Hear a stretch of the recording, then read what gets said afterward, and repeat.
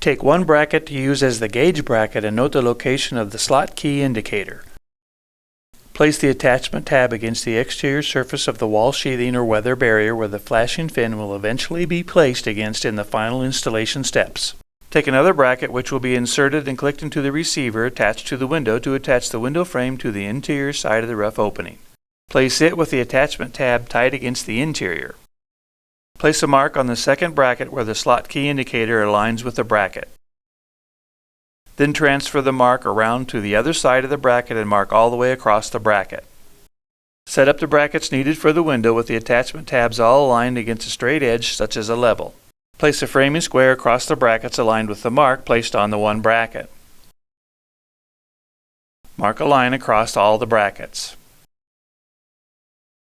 The mark will be where the bracket engages with the tabs in the receiver attached to the window. Position the bracket up to the receiver and note where the receiver tabs will engage the bracket at the marked location. Here you can see the bracket is too long and would extend beyond the exterior of the window. Identify the first coin line beyond the marked location and bend and snap off the bracket at that line. Another way to bend the bracket at the identified coin line is to use the edge of the rough opening to help bend the bracket correctly.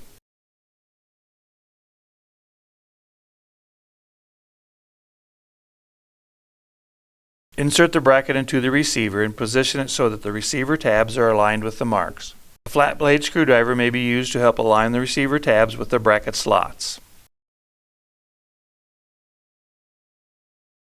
Shown here is how the mark on the bracket happens to align with one of the quick select holes in this wall example. An additional option of a small pry bar may be used to help align the receiver tabs with the bracket slots. When installing the window, the correct position within the wall will be achieved.